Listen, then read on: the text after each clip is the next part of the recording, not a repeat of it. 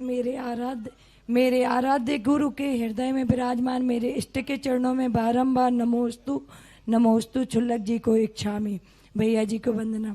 हे गुरुवर, हम लोग जैसे भक्तांबर जी विधान और कल्याण मंदिर विधान करते हैं, कभी कभी जैसे लेट हो जाते हैं तो दोपहर या शाम को कर सकते हैं, और हम लोग गृहस्थ में रहकर और ऐसे कौन से विधान और जाप वगैरह करें कि जिससे हम लोग के आराध्य के ऊपर कभी कोई संकट ना आए। नमोस्तु गुरुवर। विधान वगैरह तो गृहस्थ कभी भी कर सकता है, दिन में कभी भी। पहले अक्सर कर विधान दोपहर में ही होते थे, 10 लाक्षण पर्व में पहले दोपहर में, तो कर सकते हैं। बाकी रही बात किसके संकट दूर करने के लिए, ना मैं कभी भगवान को परेशान करता हूँ। मेरा तो नियम है, मैंने तो हनुमान जी का जीवन देखा है, भगवान से मैं अपने संकट दूर नहीं कराऊंगा, सदा भगवान के संकट दूर करने के लिए तैयार रहूंगा। धर्म से मैं अपना संकट दूर नहीं कराऊंगा, धर्म के संकट दूर करने के लिए सदा तैयार रहूंगा। और ये कार्य संकट फंकट तो ये सब मजेदार चीजें हैं, इनको तुम लोग संकट मानते।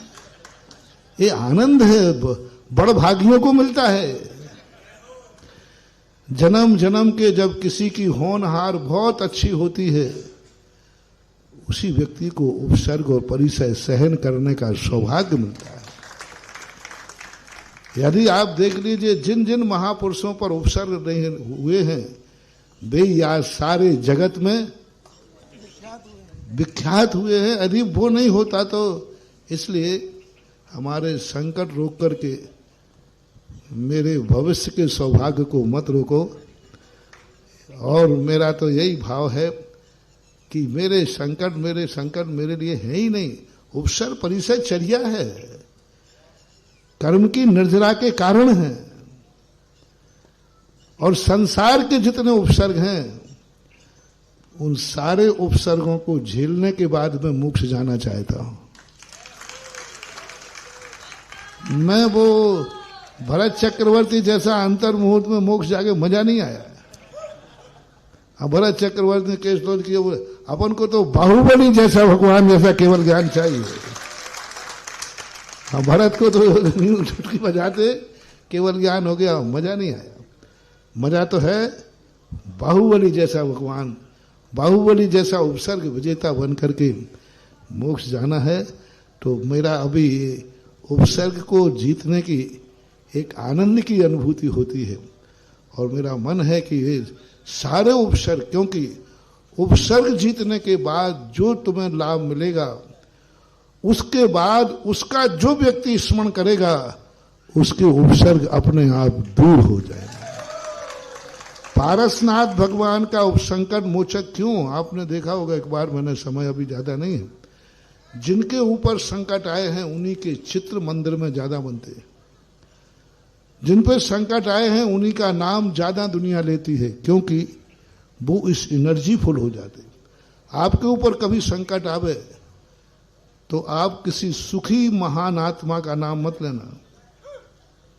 जिनके ऊपर कोई संकट नहीं आया हो, आपका संकट कभी दूर नहीं होगा। आप नहीं, ये वास्तु कह रहा हूं, ये बहुत बड़ा मोटिवेशन दे रहा हूं। यदि आपके ऊपर संकट आया है जिस प्रकार का, विचार करो ऐसा संकट किस महान आत्मा पे आया था, उस आत्मा का ध्यान कर लो, संकट या तो दूर हो जाएगा या तुम्हारा कुछ भी बिगाड़ नहीं पाएगा। कुछ भी नहीं बिगाड़ सकता। जैसे पारसनाथ को याद करिए, उसका याद करो जिसके ऊपर संकट आया, सुख सुविधा वाले नहीं, जिनके जीवन में कभी कोई, अब अजितनाथ भगवान का कोई नाम नहीं लेता। तो मैंने पूछा भगवान से, भगवान आप सब 24 तीर्थंकर बराबर थे, आपको कोई नाम ही नहीं लेता। बोले क्या करें बेटा, मेरी किस्मत में कोई उपसर्ग ही नहीं आया। मेरा चिंतन है, वो तो पुरुषों की एक भाषा है कहने की। मैंने 24 भगवानों का चिंतन किया। मैंने भगवान सब बराबर, 46 मूल गुण बनने तो सबके 34, लेकिन पारसनाथ ये लोग आदि खूब पूछ रहे हैं। तो भगवान ने यही कहा, बेटा मेरी जिंदगी में पता नहीं मैंने क्या पुण्य किया कि मेरे ऊपर कोई उपसर्ग ही नहीं आया, और ये दुनिया उन्हीं को पूजेगी जिनके ऊपर, और उन्हीं के नाम लेने से तुम्हारे संकट दूर होंगे जिनके जीवन में संकट आया। जिनके जीवन में, चाहे वो सुकौशल महाराज हो, चाहे वो पांडव हो, आप देखना मंदिरों में उन्हीं के चित्र बनते हैं जिन पर सती सीता का चित्र बनेगा।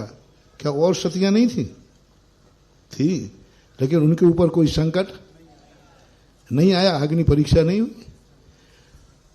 क्यों बनाया पतिव्रता का मैना सुंदरी का?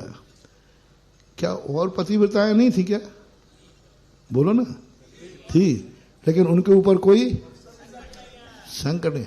इसलिए बोलो संकट वाले बाबा जी की जय।